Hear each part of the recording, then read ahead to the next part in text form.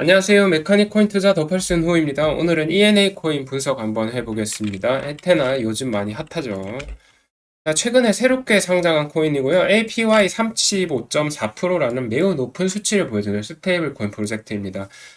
에테나 프로젝트가 어떻게 돈을 벌고 운영되는지 한번 설명드리겠습니다. 보시면은 이 ST 이더 리도에 이더리움을 맡기고 받는 거죠. ST 이더를 에테나에 예치하고 USD를 찍어낼 수 있습니다. 그럼 사용자는 이게 스테이블 코인이거든요. 스테이블 코인을 쓸 수가 있고요. 이걸 안 쓰고 다시 한번 예치해서 이자 수익을 얻을 수가 있고, 이게 아까 보여드린 35.4%의 수익입니다. 근데 이거는 변동될 수 있죠. 낮아질 수도 있습니다.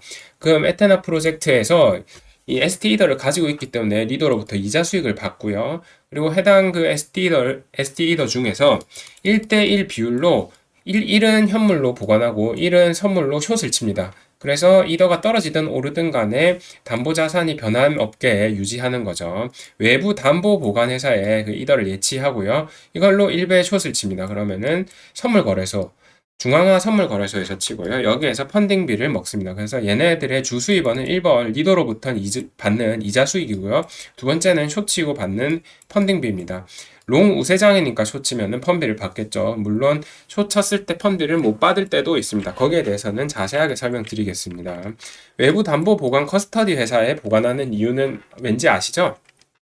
FTX 거래소 망했잖아요. 그래서 이렇게 거래소에 직접 보관하지 않고 커스터디 회사 보관하고 그 다음에 한 달에 걸쳐서 숏을 치는 겁니다. 자, ST 이더의 이자율 보시면은 2021년 평균 6% 이상입니다. 그리고 현재 5% 정도 수준, 3. 몇 %였더라고요. 그 2024년 보니까 ST더 결국 스테이킹 보상은 에테나 프로젝트 수익률의 하나의 큰 축을 형성하고요. 이게 어차피 마이너스 0% 밑으로 가지는 않잖아요. 그래서 이걸로 일단은 첫 번째 안정적으로 수익률 먹고요.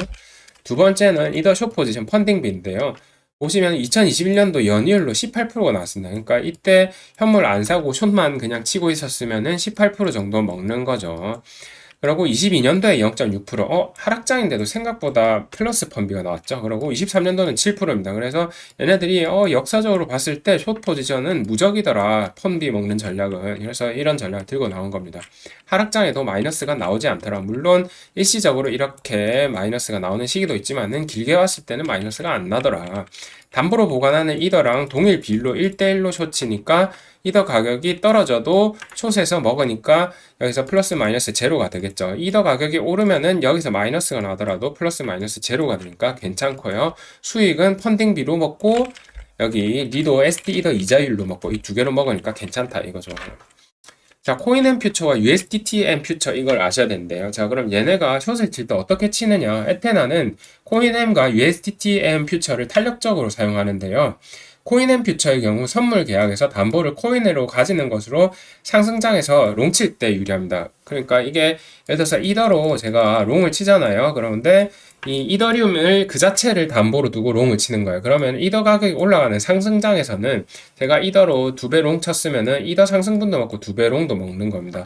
근데 하락장에서는 이 이더로 담보를 두고 하는 코인 앤 퓨처는 별로 안 좋겠죠. 왜? 내 담보 자체가 떨어지잖아요. 그래서 이때는 USDT 앤 퓨처가 좋은데요. 코인 다 팔아버리고 USDT로 바꿔가지고 이걸로 숏을 치면은 코인 하락분으로부터 타격이 없고 숏 자체 수익을 먹고 이렇게 두 개의 차이가 있는데요. 에테나는 이 두 개를 좀 탄력적으로 이용해가지고 상승장에서는 코인엠 위주로 해가지고 먹고 하락장에서는 USDT 비중을 올려서 한다고 합니다. 상승장에서 한 번 더 보겠습니다. USDT 비중을 0으로 해버린다고 하네요. 그래서 모두 이더리움으로 바꿉니다. 그리고 코인앤 퓨처를 사용해 1배 숏을 칩니다.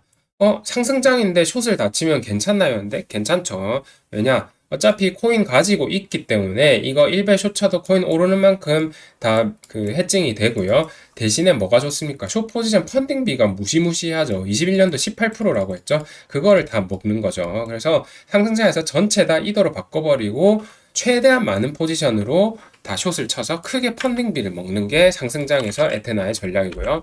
하락장에서는 USDT 비중을 늘려서 USDT M 퓨처를 사용하고 코인 하락으로 인한 타격을 줄이고 USDT 숏 포지션 수익을 먹으니까 담보자산 가치를 방어한다. 이렇게 말합니다. 근데 이 비중이 어떻게 되는지 오토매틱하게 이게 되는 스마트 컨트랙트로 이루어지는 게 아니라 직접 사람이 한다고 밝힌 것 같습니다.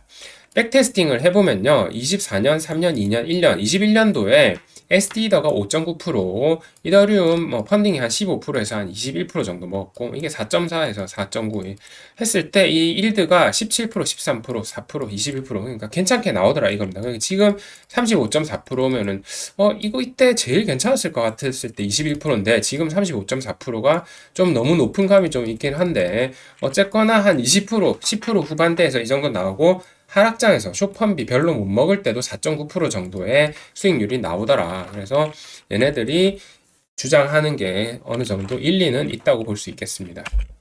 주요 사건 당시 수익률인데요. 자, 21년도 초에 1월부터 5월까지는 47%였습니다. 그러니까 이거 감안하면 지금 APY가 35.4% 나오는 게 이해가 되죠. 지금 워낙 강세장이기 때문에 마이너스 숏 펀비가 어마어마하게 먹고 있기 때문에 그렇습니다. 그리고 그런 것들 MEB라고 해가지고 여기에 대해서는 나중에 다음에 자세히 알려드리고요. 루나나 3에로 캐피탈 파산 때 2%, FTX 파산 때 6%, 이런 거 디페그 때 6%. 그래서 이럴 때는 거의 그 리도에서 주는 이더리움 이자율만 먹는다고 보시는 거고요. 상승장에서 숏포지션 펀비를 크게 먹는다. 이렇게 이해하시면 되겠습니다. 그래서 지금 이 35.4%가 지금 오늘 딱 찍었을 때 찍히는 거고 연평균을 계산하면 이거보다 떨어지겠죠. 아마 한 이런 15% 정도로 내려가지 않을까 봅니다. 현재 APY는 이 35.4%입니다. 그래서 강세장이 끝나면은 APY가 내려갈 것이라고 봅니다. 숏펀딩비로부터 높은 수익이 나오고 있고요. 자, 리스크는 어떤 것들이 있냐? 첫 번째는 거래소 파산이 있습니다. 선물 거래소 파산 리스크에 대비해서 선물 거래소가 가진 오픈 인터레스트 계약 비중만큼 각 거래소의 숏 포지션을 가져갑니다. 그러니까 바이낸스가 전체 선물 시장에서 가지는 그 오픈 인터레스트 비중이 31%거든요. 그래서 얘네는 바이낸스의 31%, 바이비트의 18%, OKX의 17% 이런 식으로 이 비중에 맞춰서 숏 포지션을 연다고 하고요. 두 번째로 외부 이더 보관 회사의 파산입니다. 보관을 이런 데다 한다고 했죠. 여기 보관을 했는데 이걸 오프체인 익스체인지 세틀먼트 프로바이더라고 OES 프로바이더라고 하거든요.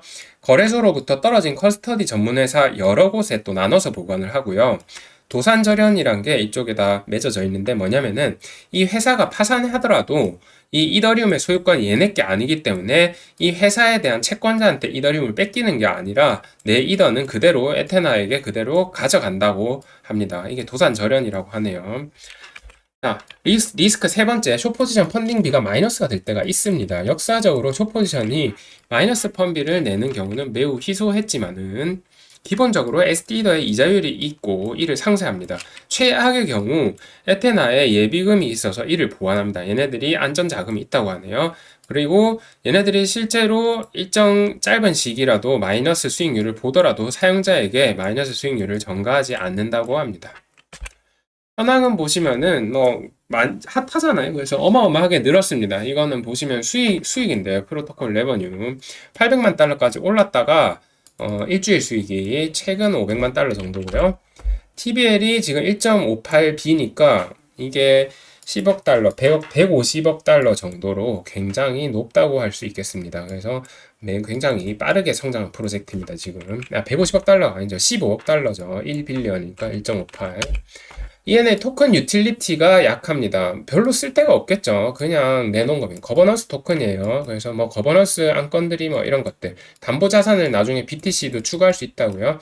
크로스체인 적용 이런 선물 어디서 거래할지 이런 것도 결정한다고 합니다. 토큰 베스팅 일정 보시면은 총 150여 개가 있는데요. 82.5억 개는 3년간 연락하고 60억 개는 추적이 안 됩니다. 25년 말 기준 34억 개가 추가로 풀릴 예정이고 계산해보면은 지금 시점에서 이때까지 110%의 인플레이션 클리프 언락은 25년 1분기 시작 이때부터 폭발적으로 늘어나기 시작하고 이전까지도 많이 늘어나긴 합니다. 현재 7억 5천만 개가 있고요. 올해 말까지 한 4배 정도 늘어나고 그 뒤로 3B가 15B가 5배가 되는 게 25년부터 28년까지라고 아시면 되겠습니다. 높습니다.